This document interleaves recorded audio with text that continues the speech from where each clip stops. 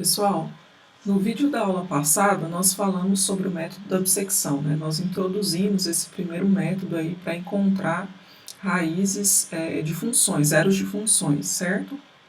Bom, na aula de hoje, no vídeo de hoje, eu vou começar trazendo aqui esse exemplo de código em Python que eu fiz para a gente poder resolver alguns exemplos aí, encontrar raízes de algumas funções, tá? Então, eu defino aqui esse procedimento bissecção. Esse procedimento ele vai ter 4 parâmetros, como vocês estão vendo aí, né? A nossa função, os extremos do intervalo, A e B, e a precisão, a tolerância, né? É o quanto eu vou permitir que a minha raiz aproximada esteja distante da minha raiz verdadeira. Eu coloquei algumas imposições aqui. Então, como eu estou pensando que eu estou num intervalo não degenerado, então eu vou exigir que para esse procedimento funcionar, primeiro, o A seja estritamente menor do que B e a tolerância seja maior do que zero, tá? Então, eu começo perguntando, olha, se A for maior ou igual que B, ou se a tolerância for menor ou igual que zero, então o programa vai retornar que este procedimento não se aplica para esses casos, certo? Então, se a gente passa por esse if, quer dizer que o A é menor do que B e a tolerância é maior do que zero. Aí a gente cai nesse elif. Elif no Python é um else para esse if. Else é um caso contrário, né? Quer dizer, se esse if não acontece, né? Então a gente passa por ele, caso contrário desse if, né? Então a gente pergunta: o f do a é igual a zero? Bom, se f de a for zero, isso significa que a é uma raiz. Nesse caso, o programa retorna a e para, né? Caso contrário, a gente entra aqui nesse if. E aí o programa pergunta: f de b é zero? Se f de b for zero, significa que b é uma raiz, né? Então, nesse caso, nosso procedimento retorna b e para. Caso contrário, quer dizer, nem f de a é zero, nem f de b é zero, né? Ambos são diferentes de zero. Aí o programa pergunta: o sinal, isso aqui é a função sinal no Python, né? O sinal de f de a é igual ao sinal do f de b? Se esses sinais forem iguais, lembra que a gente não pode garantir que a função passa pelo zero, tá? Então, nesse caso, o programa vai me responder que não é possível garantir a existência de raízes nesse intervalo, né? Pois os sinais de A e B de f de A e de f de B são iguais.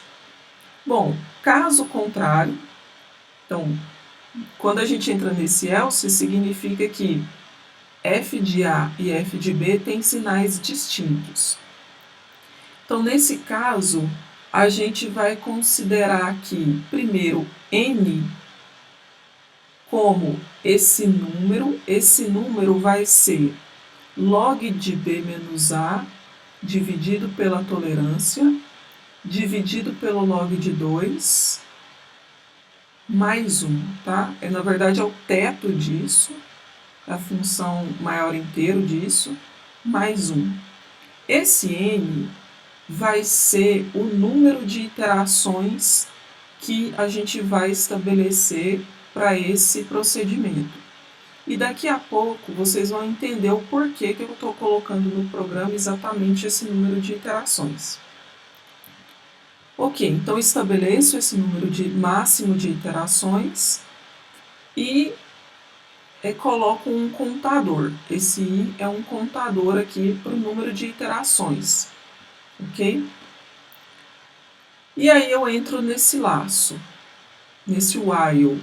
Esse while significa, enquanto esse contador i for menor ou igual que esse n, que é o meu número de iterações, a gente vai fazer o seguinte: a gente vai considerar p como o ponto médio do intervalo AB.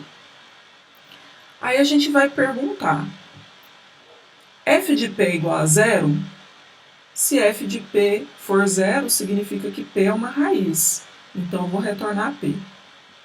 Ou, caso f de P não seja zero, mas B menos A sobre 2 é menor do que a tolerância, então, olha, estou escrevendo aqui, né? Eu tenho A, eu tenho P como ponto médio do intervalo AB, certo?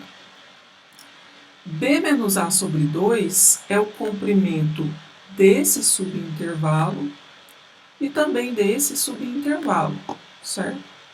E a raiz verdadeira, vamos chamar ela de x, ela está aqui ou ela está aqui, né?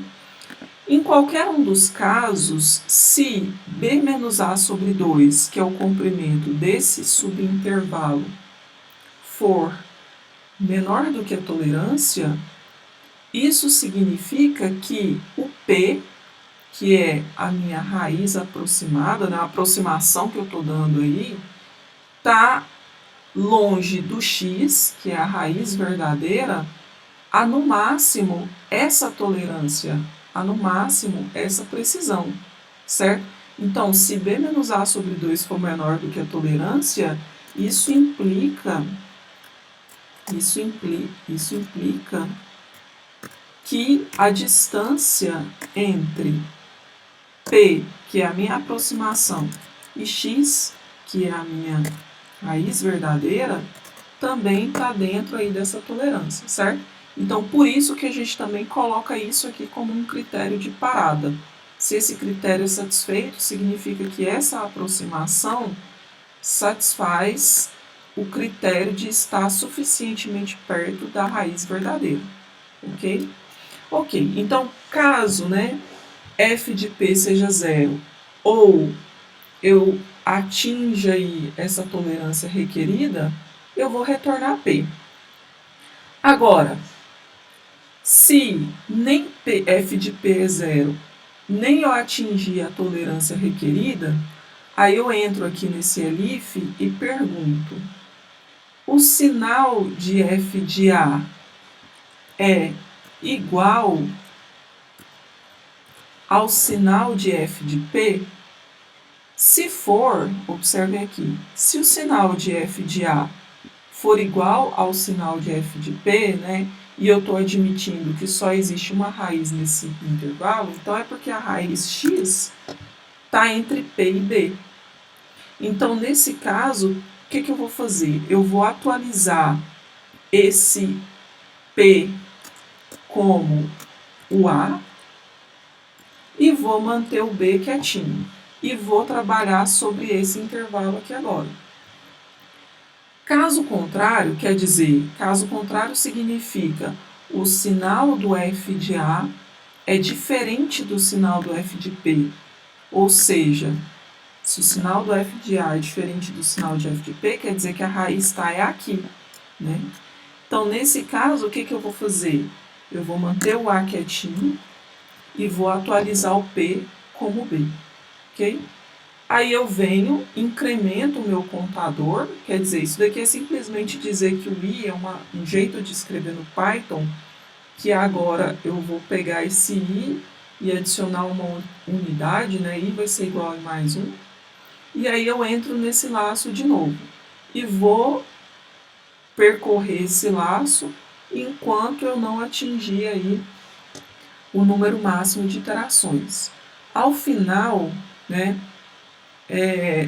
a gente vai ver que com esse número de iterações, com certeza eu vou assumir a tolerância, eu vou alcançar aí a tolerância dada.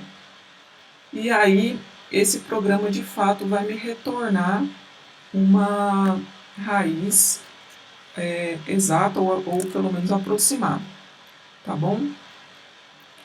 Ok, vamos fazer aqui esse exemplo, olha.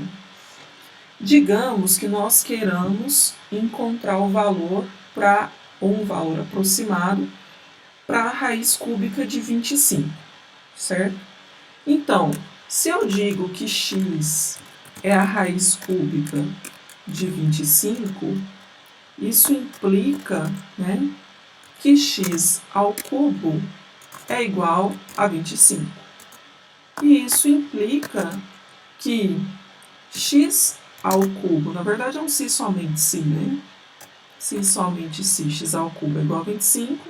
Si somente si, x ao cubo menos 25 é igual a zero. Então, o que a gente pode observar aqui? Encontrar a raiz cúbica ou um valor aproximado para a raiz cúbica de 25 equivale a encontrar um zero para essa função x ao cubo menos 25, certo?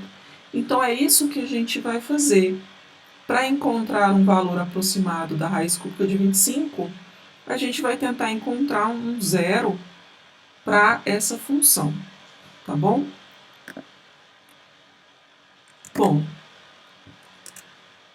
a maneira de escrever x ao cubo menos 25 no Python é assim, tá? Eu vou definir essa função f de x como x ao cubo menos 25. E quero chamar de y, imprimir aí y, onde y é o resultado do meu procedimento bissecção que eu defini lá anteriormente, né? Onde o parâmetro aqui é essa função f, que eu acabei de definir aqui como x ao cubo 25. Ok, eu coloquei a e b aqui, né, como 2 e 3, daqui a pouco eu explico por quê. E a minha tolerância, quer dizer, o erro, a precisão, né, o quanto a minha raiz aproximada deve estar da minha raiz verdadeira, né, tem que ser de, no máximo, 10 a menos 5. Isso aqui é uma maneira de escrever 10 a menos 5 no Python, tá?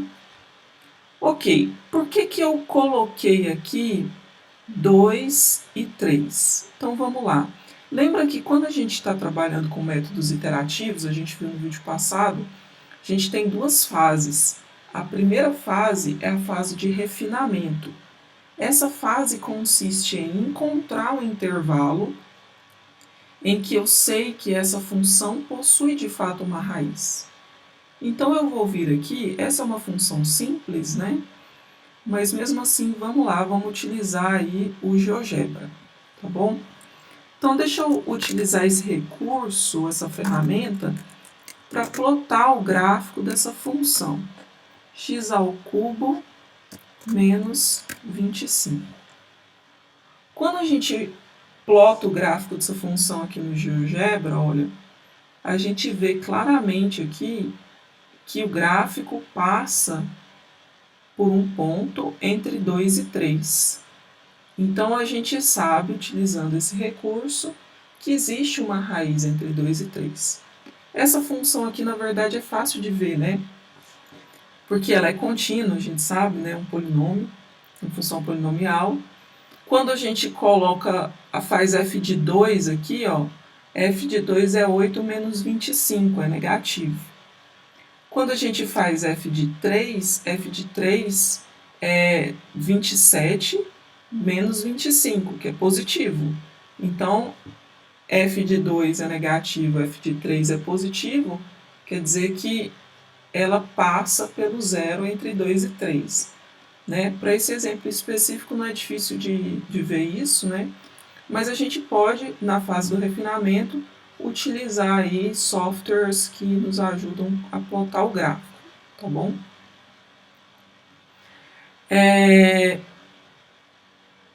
Então tá bom, vamos voltar aqui pro Python. Bom, se a gente executa então esse procedimento, nós obtemos aí, ó, para esse exemplo específico, que a raiz cúbica de 25, ou o zero aqui dessa função, é aproximadamente 2,92, né?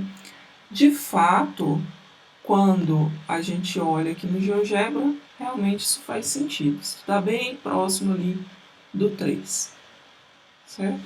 Então, a gente tem aí esses exemplos de procedimento e um exemplo específico para esse método da dissecção, utilizando o Python, tá bom? Certo. Qual que é a nossa próxima pergunta aí, né? A gente já conhece o método da dissecção, né? Sabe que é um método iterativo, a gente vai gerando aí uma sequência de de aproximações, né? Mas o que garante que esse método de fato converge para a raiz da função f? Então, esse teorema aqui, ele é um resultado bem importante e interessante, porque ele garante, de modo teórico, o bom funcionamento do método da dissecção. Ele garante que essas sequências dadas pelos pontos médios, né, dos intervalos que a gente toma, por esses P's, né, que essa sequência de fato converge para o zero da função f, tá bom? Então, o enunciado diz o seguinte: considere uma função f no intervalo AB que seja contínua, tal que f de A vezes f de B seja menor do que zero.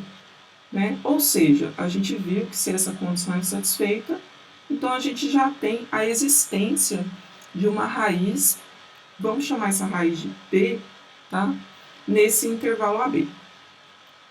Bom, esse teorema diz o seguinte, que o método da dissecção vai gerar uma sequência Pn, esses Pis aí são aqueles pontos médios dos intervalos, né? De modo que esse Pn converge para esse zero da função, tá? E mais, vale essa desigualdade. A distância entre Pn e P é menor ou igual que B menos A dividido por 2 elevado a n, certo? Ok, então vamos ver algumas coisas aqui. A gente precisa provar duas coisas, né? Para estabelecer esse teorema. A gente precisa provar que vale isso, vale essa desigualdade, e a gente precisa provar que a sequência Pn de fato converge para P, tá bom? Para isso, vamos provar primeiro que para todo n maior ou igual que 1, vale que Bn menos An vai ser B menos A dividido por 2 elevado a n menos 1. Como que a gente prova isso? A gente prova isso utilizando o nosso bom e velho princípio de indução aí. A gente vai fazer indução nesse n. Esse n é um número natural, né? Então, vamos considerar primeiro o caso base, quando n é igual a 1, a base de indução. Bom, quando n é igual a 1, quem que é B1 menos A1? B1 menos A1 é simplesmente B menos A, né?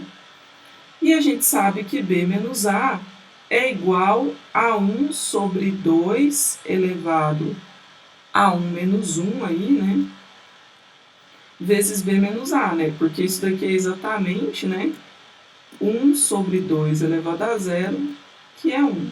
Então, no final das contas, a gente consegue provar, no caso em que n é igual a 1, que essa igualdade é válida, certo? O resultado vale para n igual a 1.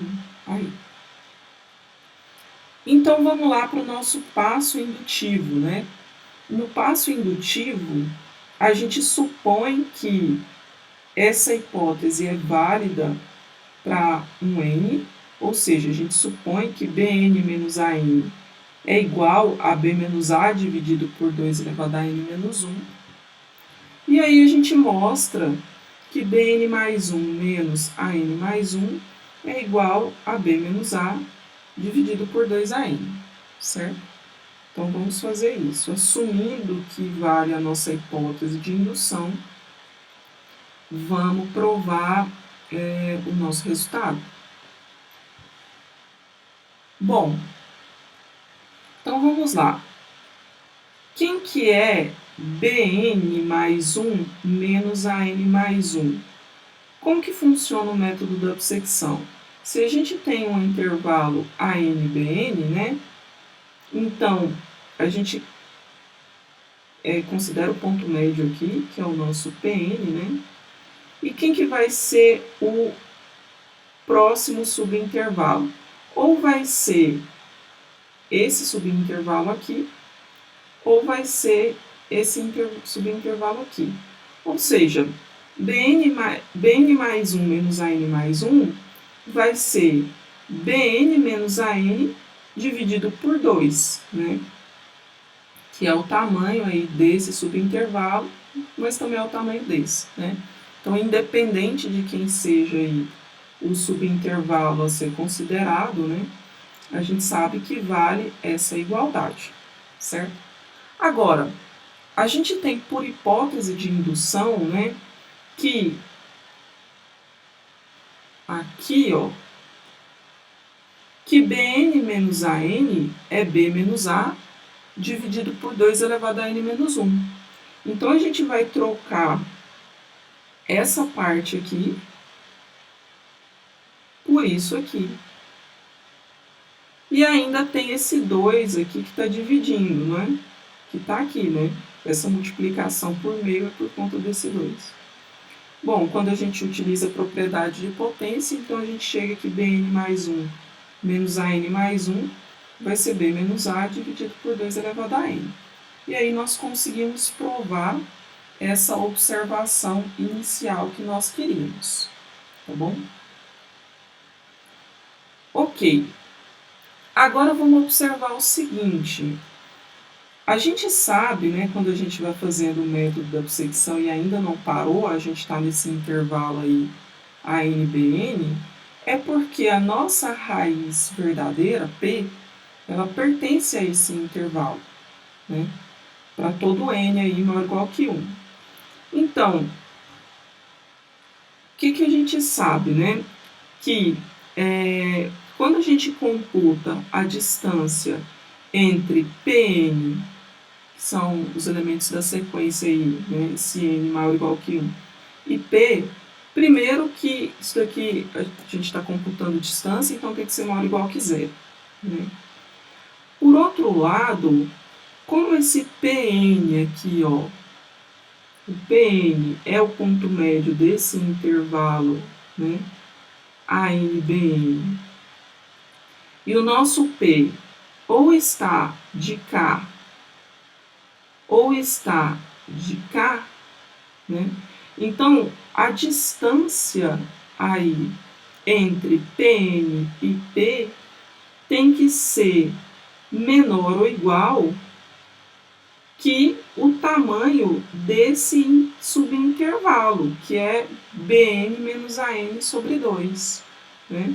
Então, a gente garante isso, porque esse é o Pn, e o P, se o P tiver de cá, ó, a distância entre esses dois é menor ou igual que o tamanho desse subintervalo. Por outro lado, se eu tenho aqui o Pn e o P está de cá, a mesma história. A distância entre Pn e P é menor ou igual que esse subintervalo. Então, essa desigualdade é por conta disso. Só que a gente acabou de provar que isso aqui é B menos A sobre 2 elevado a N. Então, olhando aqui e aqui, a gente tem que a distância entre Pn e P é maior ou igual que 0 e menor ou igual que B menos A dividido por 2 elevado a N. Opa, esqueci de passar aqui, pessoal. Desculpa, eu estava falando aqui, deixa eu voltar rapidinho. O que eu estou dizendo é que, olhando aqui e olhando aqui, eu sei que a distância de Pn a P é maior ou igual que 0, por um lado, e por outro lado é menor ou igual que Bn menos An sobre 2, mas a gente provou que isso é B menos A sobre 2. B menos A sobre 2 elevado a N. Então, a distância de Pn a P é maior ou igual que 0 e é menor ou igual que b menos a sobre 2an, tá? Nesse ponto, a gente pode fazer o limite aí, quando n vai para infinito, né? Nos elementos aí dessa desigualdade. Quando a gente faz o limite quando n vai para infinito aqui do zero, isso vai dar zero, porque não depende do n. Quando a gente faz aqui o limite quando n vai para infinito, então isso vai para zero, porque b menos a vai ficar fixo, 2 elevado a n vai crescer muito, né? E um número fixo dividido por um número muito grande vai para zero. Então, pelo teorema do confronto ou do sanduíche, o que está aqui dentro tem que ir para zero também quando n vai para infinito. Então, se Pn menos P, o módulo disso vai para zero, significa que Pn fica próximo de P tanto quanto eu queira. Pn converge para P. Então, nós provamos aí o nosso teorema, né? Que a gente queria, essa desigualdade e a convergência dessa sequência para a raiz verdadeira. Isso significa que, à medida que você itera mais próximo você vai ficando da sua raiz verdadeira. E esse teorema garante que essa sequência converge para a raiz. Então, quer dizer que esse método, de fato, funciona. Ele converge para a raiz. Tá? Agora, uma outra questão que eu falei para vocês, né, é sobre o número máximo de iterações. Por que que eu coloquei lá no nosso programa aqui, né? Por que que eu escolhi aí esse número de iterações, né? Bom, então vamos ver aqui por quê.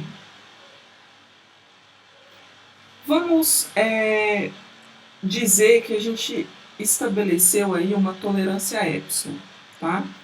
De modo que a gente queira que a aproximação esteja a uma distância da raiz verdadeira P de no máximo epsilon.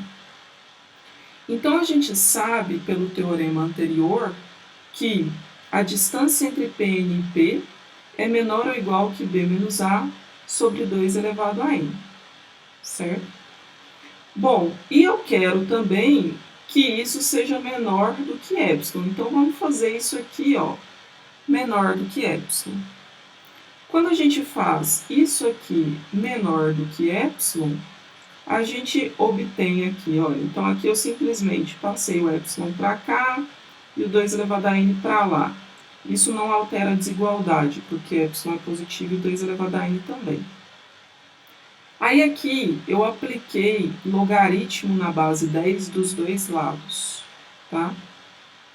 Eu poderia aplicar logaritmo em qualquer base, mas é porque, em geral, esse epsilon aqui, ó, ele é 10 elevado a alguma coisa. Então, por isso que a gente aplicou base 10. Mas podia ser um logaritmo em qualquer base.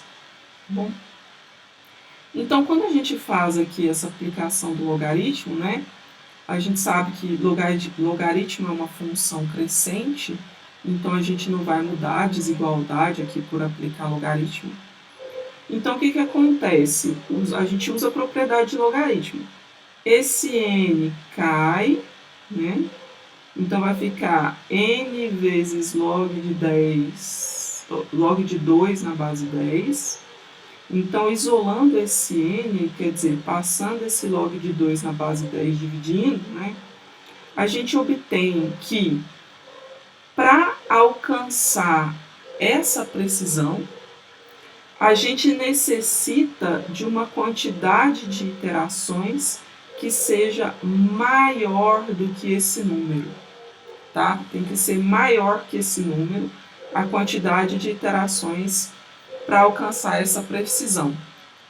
Então, foi por isso que eu coloquei aqui a quantidade de iterações para alcançar aquela tolerância como logaritmo de B menos A sobre tolerância, dividido por log de 2, mais 1, porque o número mínimo é esse, né? O n, o número de iterações, aí tem que ser maior do que isso, tá bom?